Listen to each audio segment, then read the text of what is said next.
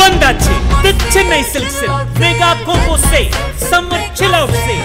நீங்க நம்ப முடியாத தள்ளுபடி விலையில். இங்க இருக்கு சார். இங்க சார் இங்க S sir, yes sir. Sir உங்களுக்கு இந்த நெகட்டிவிட்டி மேலே அப்படி என்ன பாசம்? சைக்கோன் படம் எடுக்கீங்க, கொலைகாரன் எடுக்கீங்க, ஹிட்லர் எடுக்கீங்க, அது கூட பரவாயில்ல. இந்த மேடையில் வந்து ஆமை ஆந்தை எல்லாம் யாருமே வச்சதே இல்லை. அது ரொம்ப சென்டிமெண்ட்டாக நினைப்பாங்க. நீங்கள் மெயினாக ஏன் இதை வந்து இந்த படத்தில் இந்த மேடையில் வந்து ப்ரொஜெக்ட் பண்ணுவீங்க? அதான் சார், ஒன்றும் இல்லை சார். இந்த குமார் சார் மேலே வாங்க சார். ஒன்றும் இல்லை சார். ஆக்சுவலாக காலங்காலமாக இந்த ஆமை பூந்த வீடும் அமீனா பூந்த வீடும் உருப்பட்டது இல்லைன்னு சொல்கிறாங்கல்ல. பாவம் இது என்ன பண்ணுச்சு? எத்தனையோ அமீனாக்கள் வந்து தான் வீட்டில் குழந்தைய படிக்க வைக்கிறாங்க. தோராயமாக ஒரு 50,000 அமீனாக்கள் இருப்பாங்க இல்லையா? அவங்க அம்மாவை பார்த்துக்கிறாங்க, பொண்டாட்டியை பார்த்துக்கிறாங்க. ஸோ ஜென்ரல் பொதுவாக ஒரு பழமொழியை வச்சுட்டு போயிடுறோமே. அந்த ஆமையை கூப்பிட்டு ஃப்ரெண்டில் வச்சு இந்த படத்தை ஓட்டி காட்டணும், அந்த ஆமை மேலே உள்ள கலங்கத்தை போக்கணும் அப்படின்னு சொல்லிட்டு ஆசைப்பட்டேன். அதனால தான் அந்த ஆமையை வச்சேன் ஆக்சுவலாக அந்த படத்தில். Thank you sir. அதுக்காக சார் விஜயானந்த் சார் முதல் முறையாக இவ்வளவு பெண் கதாபாத்திரங்கள் இந்த படத்தில் நடிச்சிருக்காங்க. அந்த எக்ஸ்பீரியன்ஸ் எப்படி இருந்தது சொல்லுங்கள் சார். நல்லா இருந்துச்சு. அதை எல்லாமே அஜய்க்கு பேராக கொடுத்துட்டாங்க. வழக்கம் போல் என்னை தனியாக விட்டாங்க. ஆமாம் அஜய் அதை இருந்தீங்க Vijay sir. Yes sir, yes sir. Right from சலீம்லேருந்தே வந்து எங்கே இருக்கீங்க சார்? உங்களை பார்க்கணும். Yes yes sir. One of your very old friend. Yes sir. Thank you sir. Sir right from சலீம்லேருந்தே ஒரு நெகட்டிவ் கேரக்டர்ஸ், பட் அதுலேயே உங்களோட பாசிட்டிவ் ஃபீலிங்ஸை வந்து ஆடியன்ஸ்க்கு வந்து ஒரு வைப் கொடுக்குறீங்க. சரிங்க sir. Is it a very conscious decision? அது இல்லை சார், கேஷுவலாகவே அமையுது சார். ஆக்சுவலாக சாதாரணமாகவே அமையுது. சசி சார்கிட்ட வந்து பிச்சைக்காரன் கதை கேட்கும்பொழுது அந்த பிச்சைக்காரன் எனக்கு வந்து அவ்வளோ பெரிய சூப்பர் ஹீரோவாக தெரிஞ்சுது. அந்த டைட்டிலும் சரி, பேரும் சரி, எனக்கு தானாகவே எனக்கு அது மேலே ஒரு ஈர்ப்பு உண்டாகுது.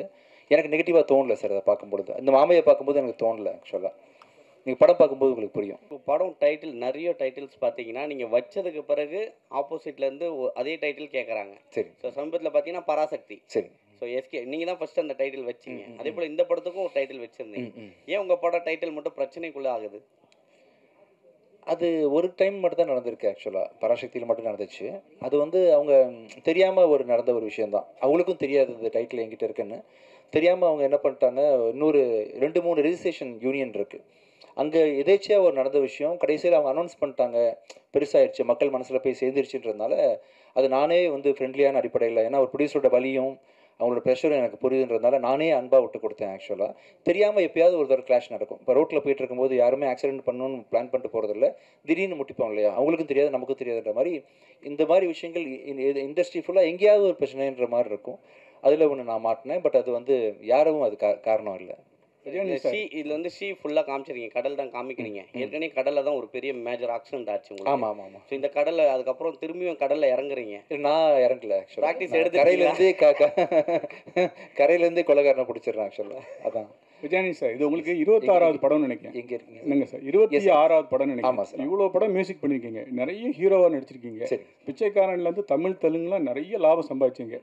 இன்னும் கடன் வாங்குறேன், வட்டி கட்டுறீங்களே, சம்பாதிச்ச பணத்தெல்லாம் என்ன தான் பண்ணீங்க? வட்டி கட்டியிருக்கேன் சார். ஆக்சுவலாக வட்டி தான் சார். சார் தமிழ் இண்டஸ்ட்ரியில் வந்து ஃபியூச்சர் நேச்சுரல்லாம் வந்து மேக்ஸிமம் வந்து படம் வந்து எடுப்படாது, சரிங்களா? ஆனால் நீங்கள் எடுக்கிற படம் எல்லாமே டைட்டில் பார்த்தீங்கன்னா பிச்சைக்காரன், கொலைக்காரன். ஸோ இந்த படத்தை அது மாதிரி அடிச்சு நொறுக்கலான்னு யோசிக்கிறீங்களோ?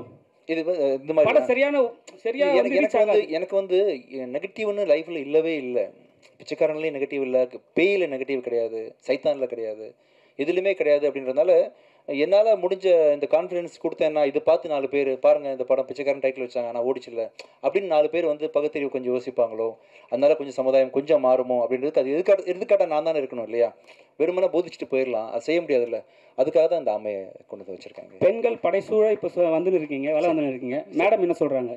மேடம் அதான் எப்படி மெலோடவுன் போகிறதுன்னு கேட்டேன்ல, மெலோடவுன் பண்ணுறதுக்கு கற்றுக்கிட்டேன் இந்த நிகழ்ச்சியில். போயிட்டு நான் வந்து கூல் டவுன் பண்ணி விட்டுருவேன்.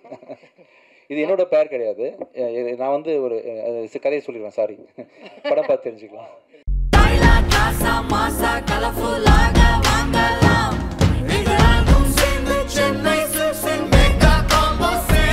வந்தாச்சு தி சென்னை சில்க்ஸில் mega combo sale, summer chill out sale.